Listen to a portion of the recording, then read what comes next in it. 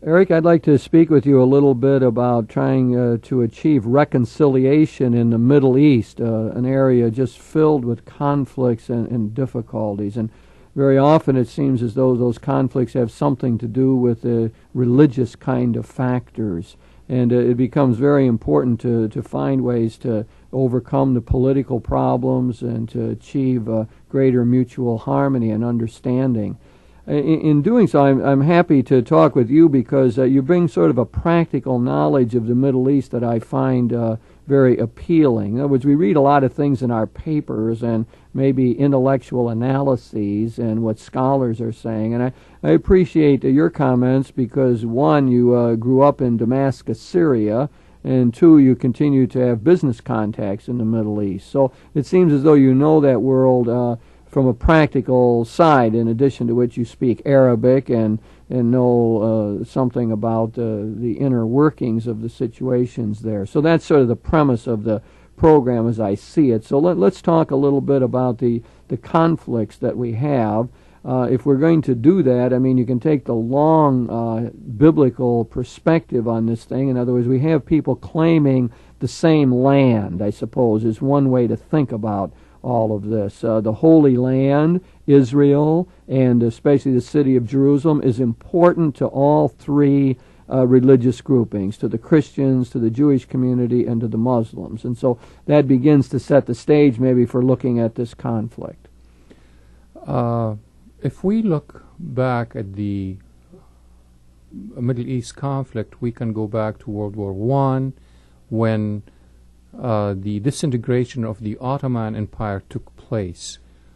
The West had promised... Shall we go back even farther than that into the original Muslim conquest? So, I mean, if you go back further than that, you're looking at Abraham leaving his own land. Exactly, and from going and coming down to yes, Palestine. Right, we were looking at 2000 BC. Abraham's considered the father in faith of all three religions in one way or another. Exactly. And so that becomes, I suppose, the oldest or largest perspective we can put on the whole thing. 2,000 years before Christ, Abraham leaving his own land and coming to that area.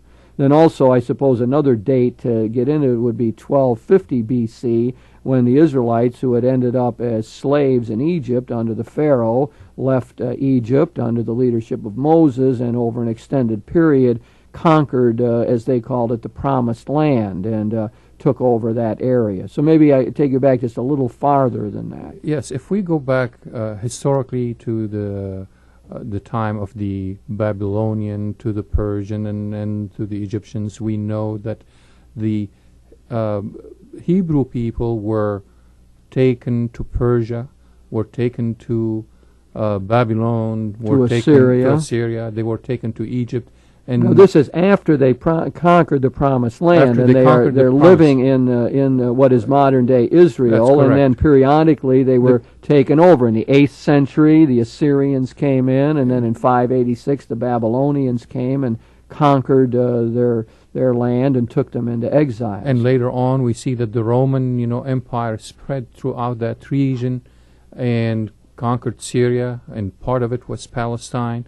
And we look at Jesus. That's the political setting for the time of Jesus. The Roman Empire is occupying what is modern-day Israel and is controlling that country, sets up puppet kings like Herod, so that helps us understand the whole story of Jesus. That's correct. And from after at the initial move of Christianity, the Jewish people moved throughout the Mediterranean, and till Islam came to the Middle East. Should I get another important date in there? That's the destruction of Jerusalem in the year 70 after the time of Jesus, exactly. and which caused the Jewish diaspora for them to be spread, and they have to leave their own land. Okay, now get us up to where you're going. And at that time, that part of the world was Christian till the Muslim religion came from Arabia. So we date Muhammad in the 580s or so, sometime in the 6th century. 622 AD. Islam came from Arabia, conquered the Mediterranean region, and went all the way to Spain and on one side, and on to India to the other side. And we see the conflict getting more intense by the Crusaders' time. Okay. Crusaders felt that part, the Christian world, the cradle of Christianity, was controlled or was part of the Islamic world, and they wanted to liberate it, they wanted to take it back. The Crusaders remained in the Middle East till the 11th or 12th century, till they were defeated by Saladin. And later on, as we go down in the history, we see the Islamic civilization going down after it accomplished great things in science and medicine. The great civilizations in Baghdad was truly what we considered similar to the United States right now here, as a magnet to all the scientists or to all the intellectual from all over the world at that time.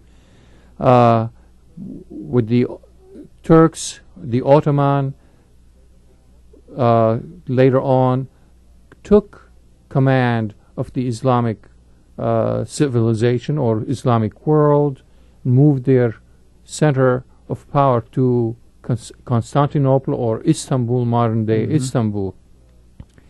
And at the end of World War I, we see the modern problem of the Middle East taking place. The Arabs wanted to free themselves from the rules of the Turks and unite, while the France and England, when they defeated Germany and Turkey, they took that part of the world, and they promised two things to two different people. They promised the Arabs unity and freedom and unity on one hand, while they promised to the Jewish diaspora a land, a home in the Middle East, in Palestine. This homeland did not materialize till the end of World War II. Between the two wars, the Middle East, mainly Palestine, Jordan, Syria, and Lebanon, this region was one place. It used to be called Syria. Jordan was non-existent. Palestine was part of Syria, so is Lebanon. They were divided among the superpower of that time, England and France. England took Palestine because it was closer to the Suez Canal to protect its maritime routes to India. So England had controlled, prior to the end of World War II, controlled Iraq, Jordan, Palestine, Egypt, Libya, Sudan, while France had what we have right now, Syria and present-day Syria and present-day Lebanon. Is that right? When you grew up in Damascus in Syria? I grew up in Damascus, Syria, yes. And you learned French. Is that part of why you knew French at that time? That's correct, because Syria and Lebanon were colonies, of French colonies. At the end, was French used in the schools? French was a second language next to Arabic in Syria and Lebanon, while English was Would most second. people in Damascus at that time, in the late 50s, have known French and Arabic?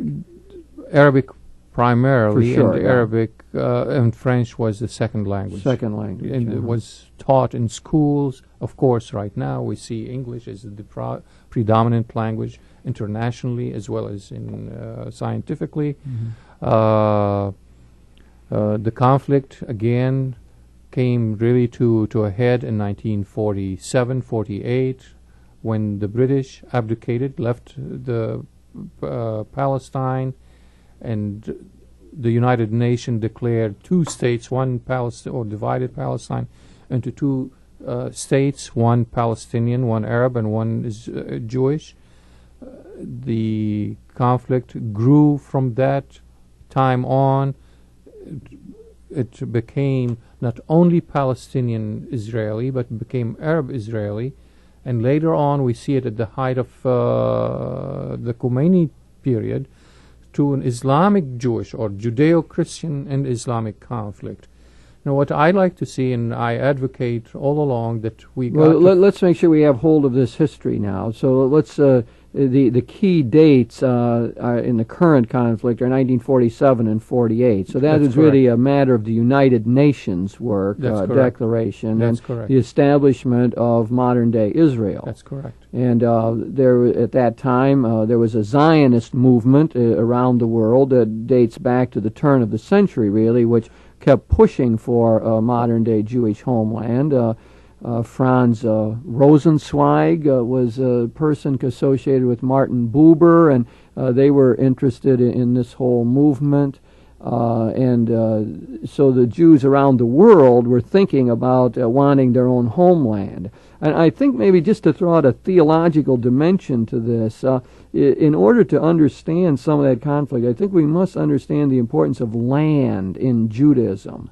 In other words, the land has a different function or role within the Jewish mentality than it does in the Christian world. In other words, our sense of church and so on is a gathering of people, and I suppose for Catholics, Rome has a certain importance, but we well realize that, you know, the Pope could be someplace else and was someplace else for a period of time, etc. But the land for the Jewish community is so important. It's the sacred land. It's where their ancestors went. It's where Abraham went. It's where they came and conquered after they left Egypt. And it is the place where all their memories are, and so on. And it really is God sort of has given them this land in their perception in order that they can be a nation that lives out justice and peace, and as they say in their scriptures, become a light to the other nations, a model of how things ought to be done. So I think we must understand that element in this whole conflict. Not that we can totally understand it, but there is a different sense of land in the Jewish mentality. Not only Jewish mentality, as you well know, the Mideastern people are Semitic people, Jews as well as Arabs. Both groups, both Jews as well as Arabs, have that feel for land. They are part of it. They pass it from one generation to another. They do not move. They claim their ancestry to a specific location, to a specific city, for hundreds and hundreds of years. For instance, in Jerusalem, there is a Muslim family that kept the keys to the holy Christian places for the last 800 years, the same family. We see, as the point that you brought up, that the attachment of the people of the Middle East, be it Jews or Arabs, to the land. And that had created really a big problem, because we see two people claiming the same land. Well, can they live together? Can they can both of them claim that land for themselves? And what you're saying is that really is part of a Semitic mentality. Exactly. And so it's not just a Jewish conception, but it is a broader conception that the people in the Middle East generally would have a little different sense of land than we might have. Yes. And a lot of this ends up centering on Jerusalem, doesn't it? I mean, Jerusalem becomes the focal point of much of the difficulty, and we might go back and just remember how important Jerusalem is in all three religious traditions. Exactly. Of course, it becomes the capital for the Israel, for the Jewish community. It's the center point. It's the place of the temple, the holiest place of all. And of course, for Christians, Jerusalem is the place where Jesus went. He grew up north of that in Galilee, but as Luke's gospel has it, he sets his face on Jerusalem.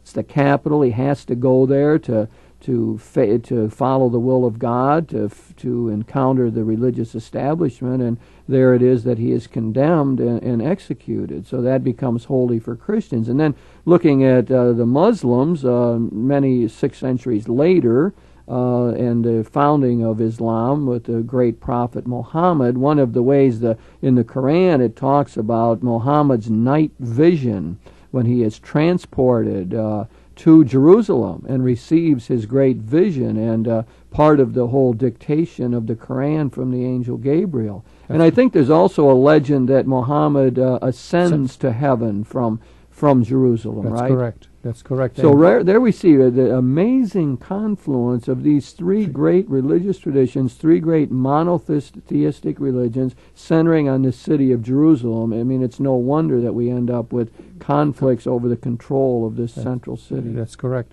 So Jerusalem is the third holiest place to Islam, next to Mecca and Medina.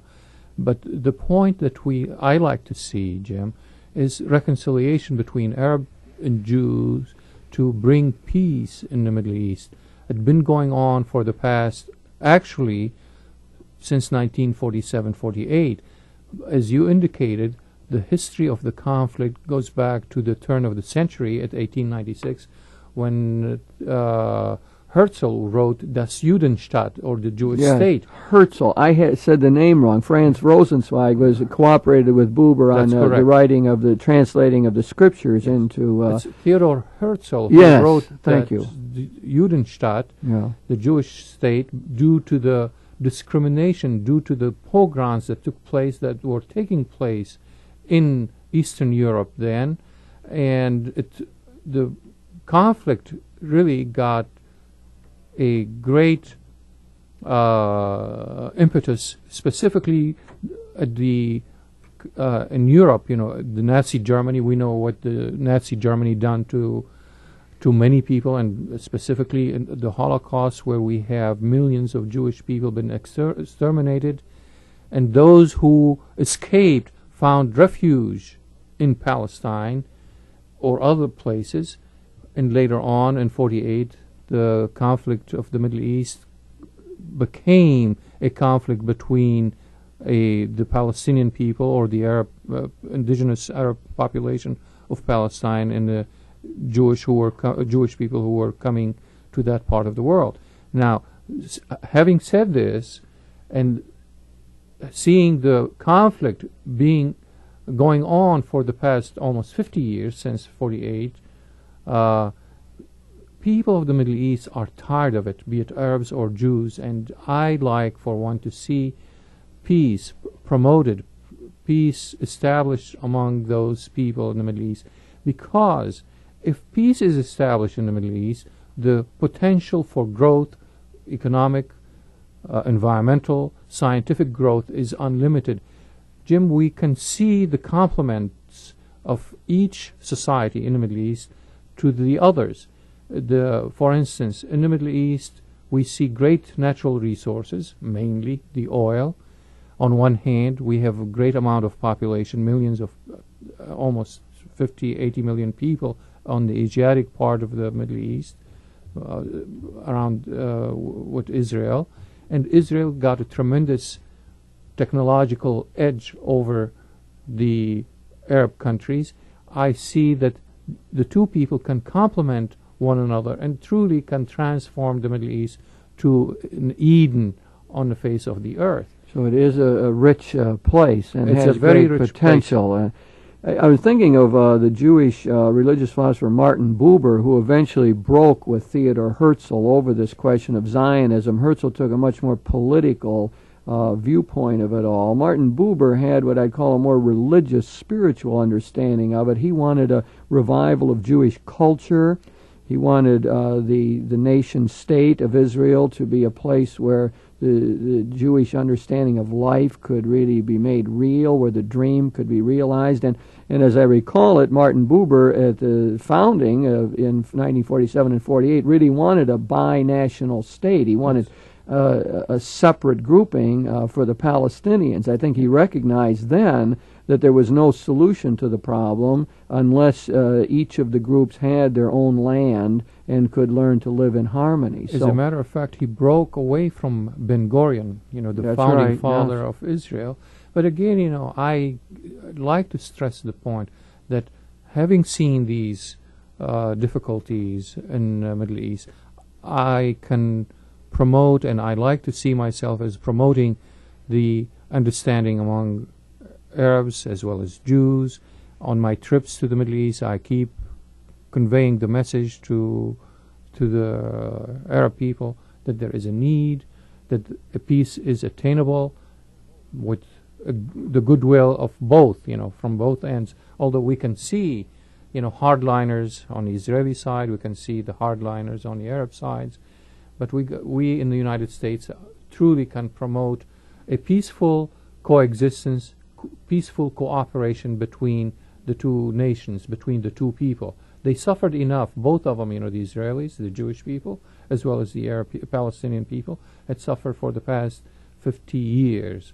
Daily, there is hardly a day goes by without hearing on the news, be it in radio, television, we hear about the conflicts, murders and raids, and that's terrible. It is indeed, and as you suggest, the problem is to try to reconcile that. I mean, the overall situation now is that the United States proposes these various peace plans, is trying to get the Palestinians and the Israelis together for peace talks. We have the difficulties on both sides. We have a right-wing government in Israel, and we have the PLO that they don't want to negotiate with. You have the claims of that the PLO has initiated a new terrorist attack. That's and right. that the United States government is insisting that they disavow that attack before they continue the dialogue with the PLO. The Israelis won't talk to the PLO at all.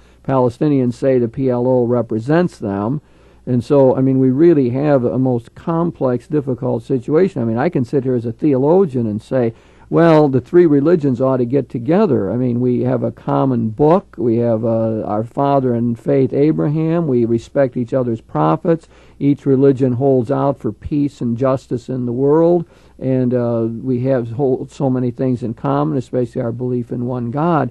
And therefore, we ought to be able to rally around all of that. But in the real geopolitical world, it seems as though those theological niceties are not really working. Now, I mean, I continue to believe that theology is important, and the theologians who are trying to work out a common theology or to work out a Christian theology in the framework of the Muslim thought and the Jewish thought, I think, are doing an important task, and we really must show how that can be done. But as well, we have to find ways, it seems to me, to gain leverage to do these peace talks. I mean, I suppose we look at Camp David and the role of President Carter in bringing Egypt and Israel together. That's something that people said could never be done, and yet it was accomplished. Maybe we can keep that alive as some hope that something actually can be done. So it's a most difficult situation, isn't it? Absolutely. To figure out how. I mean, I respect your ideals. You're saying we must bring peace, and surely people there must understand this. But it seems as though these religious wars, and to whatever degree religion is involved in it, of course, here we have land being absolutely crucial, as we pointed out earlier. It seems to be so hard to overcome. Now, you look at Northern Ireland, you see the same kind of difficulties. So it's, I guess, a question of what policy in the United States we push for. I mean, it seems, again, as the Christian theologian looking at it, it seems as though we have to respect the rights of all people. Absolutely. You can't start out by saying one group has to be favored over another. You can't arrive at a solution that gives one people all of the rights or all of the land and says to the other people that you can't have anything. There has to be a way for the Palestinians Yes. to have autonomy, to have their own state, and there has to be a way to respect Israel and their sovereignty as a nation. To live in peace with a secure border, definitely that's a prerequisite, for a peaceful coexistence and peaceful cooperation among all the nations of the Middle East. And I think it's doable. Again, if we persist, our government keep persisting and promoting the dialogue among the Palestinians and the Israeli, eventually we will succeed, as President Carter succeeded at Camp David, at establishing peaceful. There is only one peace treaty between Israel and any Arab country. That was due to President Carter, who established that peace treaty between Anwar Sadat and Menachem Begin at Camp David. And if our government, Secretary of State Baker persists and President Bush persist in promoting this, eventually, we will, see peace in that part of the world. I think there's people in the United States who are feeling this more strongly now, and seem to, I mean, always the problem in the past, I think, has been, or the sense was that the Middle East is so important in terms of oil. It's and strategically very important. It's strategically so important that we've always felt that we must protect our interests there. And I presume that still is the case. The great danger has been that would escalate into a conflict and begin to involve the superpowers, which would really be trouble. As we see again, peace and freedom and stability taking place in Eastern Europe and Russia, in South America and Southeast Asia, the only troublesome spot in the world right now is in the Middle East.